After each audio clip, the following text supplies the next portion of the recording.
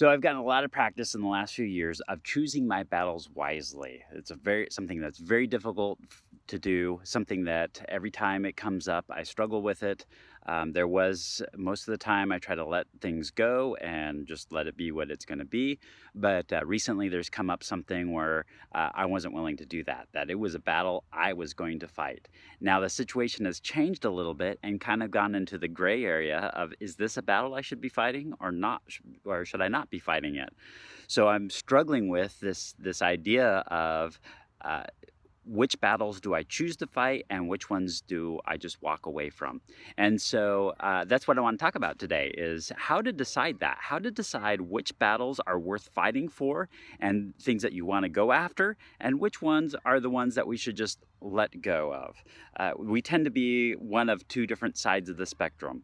One is a fighter type where everything becomes a battle. I want it my way. I want to do things this way. I am going to battle this because it's worth a battle fighting for. And there's those who are just constantly combative. Are you one of those combative types that need to draw back and not be so combative? Ask yourself that question. Or maybe you fall on the other side of the spectrum where you're somebody who constantly gives in, somebody who just gives in to other people's will, somebody who just constantly tries to meet other people's needs and never chooses those battles to fight. That's not great either. It's not great for our confidence, and you tend to get walked over more. In fact, people that are on that side tend to get treated worse than other people. So we got to find that happy medium somewhere in between. Don't be that person either that is on one side of the spectrum or the other side of the spectrum, and then to compensate goes to the complete other side. There's a balance there. We want to achieve something in the middle. So here are some steps to take if you are finding yourself having to choose, am I going to get into this battle? Am I not going to get into this battle? So number one, calm down. It's not a race. It's not something you want to go into angry. If you go into this angry, then what could happen is you could be irrational about how you're looking at it. And if you're going into it angry, you're not going to be in a good mind space to come out with a good resolution in the end here. So first thing, take a deep breath, calm down. Don't make sure you're not doing things irrationally, and make sure you're not doing things out of anger. Step two is to figure out, what are you getting worked up about? Like, what is the core of the issue of what's making you angry or making you in a spot where you feel like you have to go into battle?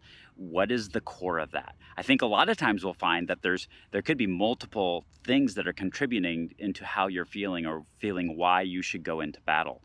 And a lot of times what it is that we are, maybe something else is in turmoil in another part of our life, and then when we get into another situation we have to feel like we've got to battle this situation, when in actuality it's something else entirely that needs to be addressed. So make sure you put some effort into figuring out what exactly is making you feel like you have to go into battle. What is it, when you boil it down, what is irritating you, or what is causing you pain, or what is causing you conflict that you feel like you have to choose this battle? Step three is then to analyze what you hope to gain from this. What is the outcome? What do you hope to the end result to be?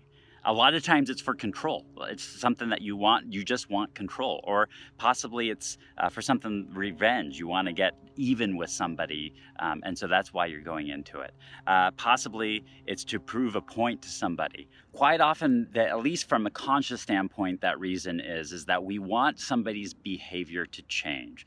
Somebody is doing something and we want to see a change in behavior because whatever's happening, it's causing us pain. Careful, because that might not be the root cause. There are times that, yes, that does happen and we want to see a change in behavior, but often that is masked, or that is the mask to some sort of revenge or control that we're trying to get on the back end. But make sure you're analyzing that correctly, and you're questioning your own intent at what do you want to get out of this? What is your end goal? And if you are struggling with somebody and need and there's something that you want them to change, some sort of behavior that's hurting you that you want them to change. The question is it, did it happen once and you just need to let it go and you need to walk on? Or is it something that's continually happening? And then you'd address those two differently, because to a large degree, if it was just a one-off, why would you fight for that? Why would that be a big deal if it just happened once and it was just a mistake? Once you know what your goal is to achieve out of it, the next thing is to analyze what's the likelihood that that's going to happen. For instance, if you're going to approach this person, what is the likelihood that they are going to change the way they're doing something, the way they're treating you? What's the likelihood that you are going to have an effect on it? Maybe you're taking something to court. What's the likelihood that you are going to win in court? Maybe you're going to your boss or somebody within the company. What's the likelihood that they are going to listen to what you have to say? I'm not saying that if you don't think you're going to be successful in what you want to achieve out of it, that you don't do it. I'm certainly not saying that at all. But it is something at least to take in consideration, is how successful am I going to be with this change? The next thing you're going to need to analyze is, what is the cost of fighting? What is the cost of going into battle? There is going to be some sort of cost. Perhaps it's monetary. Perhaps you're paying a lawyer. Perhaps you're paying some legal fees. So there could be something along that lines. But it also could be, you could lose some respect from others. You could be losing time. You could create a lot of frustration in yourself and in others. You could be losing sleep time because you're thinking things over and you can't get a good night's sleep. You could be losing peacefulness in your own life. You could be damaging relationships. You could be losing some cooperation with others. So once again, it doesn't mean that if you are damaging certain things, or if it's going to be a huge time investment, walk away from it. I'm certainly not saying that at all. It's just something you need to consider when you're going in to make this decision. The next thing that you need to do is analyze what's at stake if you lose, or what's at stake if you don't even fight. What are you losing, both if you fight and you lose, and if you don't fight? So analyze, what are you going to be losing confidence in yourself? Are you going to be losing respect of yourself, or somebody else losing respect because you haven't stood up and fight? So are you going to be losing money because you don't fight? Or are you going to be losing money if you fight and then you lose? So what is at stake for losing if you fight and don't win, or if you don't fight at all? So then we have to ask ourselves, the next step is to ask ourselves, is this the battle that we want to fight? Do we want to go into this? So what you just analyzed, what you've come up with, take a look at it and say, is this something I should even be fighting? Or should I just let it go? And letting go is a whole nother video that we'll have to do of how to let go of things. But I would say, really analyze, is this a fight worth fighting for? And I would say most of the time, when you boil it down to, I would say probably not. Probably best to let it go. Probably learn just to walk away.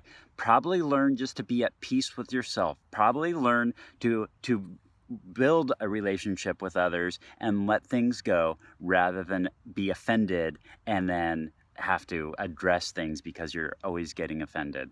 And this is also seen in court trials, that it's very rare that a legal battle will actually go to court, because once you go to court, there is so much more time, energy, and money that gets sunk into it than if you try to settle it peacefully, or you don't address it at all. And so just make sure that this is something that you really are going to follow through with, and you are going to go into battle with this, that it's worth fighting for, and analyze all those pieces of information that I gave you, and figure out if this is best to fight, or if it's best to walk away and be at peace. And with that, I'd also say, practice giving grace and understanding to others. So make sure that you're not easily offended, and make sure that you practice giving grace and understanding to others, because quite frankly, you mess up also, and you want people to extend grace and understanding to you. Make sure you're doing that to other people. It's unfortunate that we have to go through life choosing these battles and figuring out what we need to get into. It's really unfortunate that happens. But the fact is that we are a society full of people, and we're going to step on each other's toes now and then. We need to learn how to let go, give grace, peace, and understanding to others, forgive them, to move on, to be at peace with ourselves and peace with each other. But there are times when they've stepped on us too hard for too long, and it's time to take some sort of action. And taking a peaceful approach to the action, figuring out where you need to go, what needs to happen, making sure you're doing the right steps along the way is going to be really necessary to have a great outcome, and for you to thrive off of this and move forward with your life, feeling that you've done everything you can to help the situation out, and that you've taken the best approach to help the situation out. For other great videos and resources, visit lifesurgeacademy.com. Don't forget to like this video if you got something out of it, and subscribe to this channel.